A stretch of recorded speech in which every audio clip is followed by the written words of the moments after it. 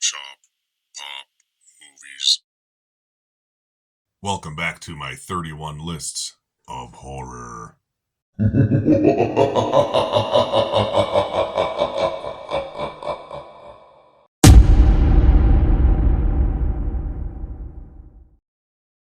Ahoy there, this is Derek, the Convicted Cinephile, and if you're a convicted cinephile yourself, please like, share, and subscribe to the channel down below. On my channel, I like to talk, shop, and pop open, that is, movies and physical media. And speaking of physical media, I have 5 vampire movie recommendations out of my personal collection from me to you. I'm trying to avoid the most obvious vampire movies, as I try to do, but there's still a couple in here that are fairly popular these days, so what are you gonna do, right? But there's a couple of little weirder, more obscure ones, so I think people will like that.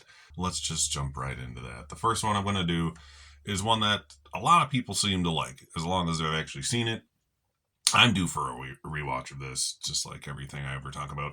And that's going to be 30 Days of Night. Yes, a vampire movie that's actually kind of scary. This came out in 2007. It stars Josh Hartnett and Melissa George is the lady's name.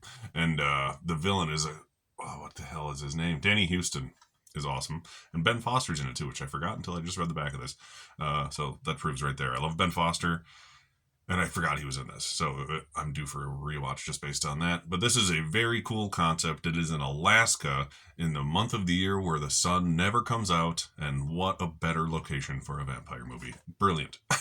Brilliant concept. It's not my favorite vampire movie or anything, but it's definitely one of the most action-packed, like, visceral vampire movies ever. Like, they're just going to town on these poor people. And like I said, they have to survive 30 days of nights with a horde of vampires. So, the odds aren't in their favor. Let's just put it that way. Up next on the list is a vampire film from the GOAT himself, Mr. John Carpenter. This was a first-time watch for me a couple years ago when I finally watched it, and I liked it more than I thought I would. And that is obviously John Carpenter's Vampires. It's from 1998. It stars James Woods. And which Baldwin is in this? Daniel Baldwin. There we go. He's surprisingly good in this movie. Apparently, Bruce Campbell was originally going to be Daniel Baldwin's role, which would have made this an all-time classic. Considering it's Daniel Baldwin, he did a good job.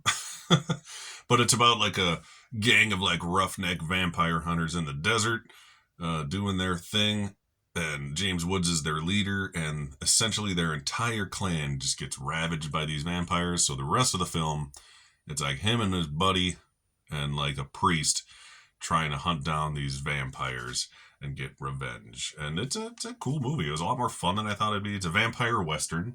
There's more than one vampire western on this list, oddly enough. Vampire and western go together really well. It's kind of funny. But Vampires, John Carpenter's Vampires, if you have not seen it, is, like I said, better than I thought it would be. It's not his best movie. It's one of his better movies from the 90s, though, for sure. And it has a John Carpenter score, so that's always good. But give it a try if you haven't seen it. I'm sure all the John Carpenter fans out there have watched it at least once. But if you haven't, or if you hate James Woods, he's kind of a sassy bitch in this movie, so he's fun to listen to. Up next is a different kind of movie, a Tobe Hooper movie about space vampires. I believe that was the original title of the story it's based on. And that's going to be Life Force. That's another one that I'm very due for a rewatch of. That's kind of the reason I'm doing these videos, is for myself to be like, oh yeah, this movie, I need to watch it again. This is a cool steelbook. This is the first Scream Factory steelbook I ever bought because the standard version was so out of print that I was like, fuck it, I'll just get this when it came out. Some space travelers find these mysterious, like, glass coffins with these folks in them in space, and they are indeed space vampires. See the bat imagery there. And they don't suck your blood out of your neck. They literally suck, like, your soul, not your soul, like, physically, but your, like, youth out of your body. It's just like sucking. This guy's all getting all rubbery and dry. Some very cool special effects in this movie. Like I said, it's a Tobe Hooper movie, so it has some very cool imagery. I think this is one of the Canon pictures he made alongside Texas Chainsaw 2 when they made that deal. And it is a cool movie. This lady just walks around naked like 90% of the time, so if that's your thing, there's a reason to watch it. But it's an interesting movie with some really cool special effects from the 80s, and just a cool concept. Space vampires. Life Force. This one I just watched for the first time, within the last week or two, because prepping for these videos. And I've owned this for a couple years and just kind of forgot I had it. And that is Sundown, The Vampire in Retreat, the other vampire western. This is a very strange movie. Just like the tone of it is so like, it's almost like dreamlike, but not in like a, I don't know, it's hard to explain. It just feels off. Everything about the movie feels off. It doesn't feel like a normal movie. Just something about the production quality of it is just different. I don't know. I can't put my finger on it. But it stars David Carradine as the head vampire. You got Bruce Campbell down here, which, as obsessed with him as I was when I was younger, I'm surprised I didn't know this movie existed. I literally did a speech on Bruce Campbell in high school, and this one crossed my path, apparently. But he's the Van Helsing of the film. Literally, he's like Van Helsing's grandson or something like that. And then you got some other great actors, like Arlie Ermy is hilarious in this movie.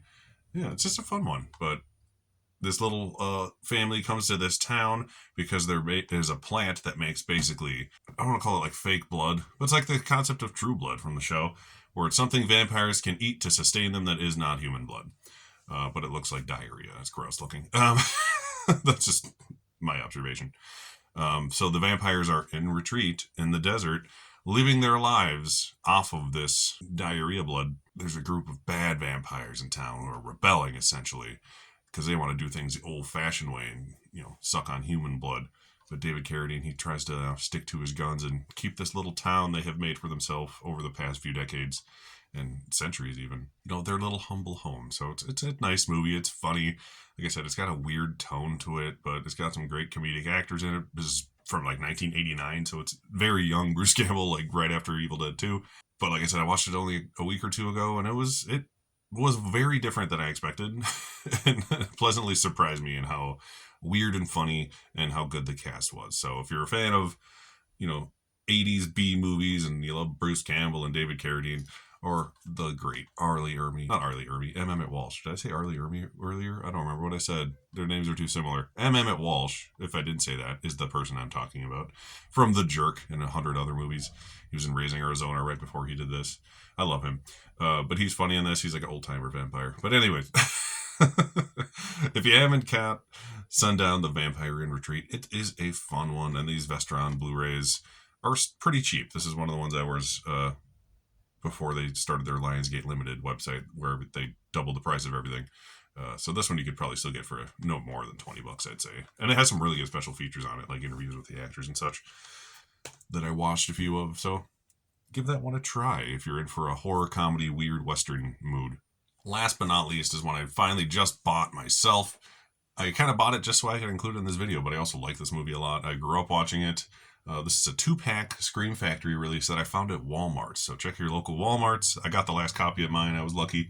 And I'm talking about Once Bitten from 1985, starring Jim Carrey. This was Jim Carrey's like first big lead role in a movie 10 years before anyone gave a shit, basically. So this was 5 years before he was even on In Living Color. And then, 4 years after that, he exploded into movie stardom. This pack also has Love at First Bite, which I have not watched yet. I've heard not as good things about that one compared to Once Bitten, but Once Bitten, I very much enjoy. It's a PG-13 movie from 1985, which means it's a rated R movie if it came out today. It's basically a teen boner comedy where these teenagers are trying to get laid for the first time. And Lauren Hutton plays this vampire, beautiful vampire lady who needs virgin blood to stay youthful. She's like 300 years old, I think. And Cleavon Little from Blazing Saddles is like her little manservant. He's hilarious. So they try to find a virgin for her in this day and age of the 80s. There's none left, except for who? James Carrey himself, because his girlfriend ain't putting out, despite having been with her for years. Kick-ass theme song, by the way. It's been in my head for 2 weeks since I watched this. And there's a good dance fight sequence, dance-off sequence, I guess, rather, towards the end at a Halloween party at the high school that has another song in it that is an earworm. So the songs from this movie will be in your head for weeks on end after you see it. I'm just warning you ahead of time. But she needs Jim Carrey's virgin blood to stay young, so she seduces him at a bar. Him and his 2 bonerhead friends are at, trying to get girls, and he's the one who gets lucky and gets the vampire chick. Or not so lucky, depending on which way you look at it. She bites him that evening, but she needs to suck his blood 3 times before Halloween night, which is like a few days away. So every time she bites him, he turns more and more into a vampire, where he's sensitive to light. He's sleeping all day, sleeping in the trunk instead of his bed, like at the end of his bed. He's eating raw hamburgers at school, stuff like that. And it's a fun time. Yeah, if you're in for the mood of a fun 80s boner comedy, which I'm usually not the biggest fan of. I mean, I like them more from the 80s than like the American Pie era. That's just me. I don't know. It's a fun watch. Yeah, don't watch it with your kid because I made that mistake forgetting about the entire movie being about someone trying to lose their virginity, and now I get to explain that. Uh, I figured it was PG-13. Can't be that bad. Way more sex talk in this movie than there is in any of the much more mature movies I've watched of them. But this is a fun one. I think this is like 12 or 14 bucks or something at Walmart when I bought it. You can get it online too, I think.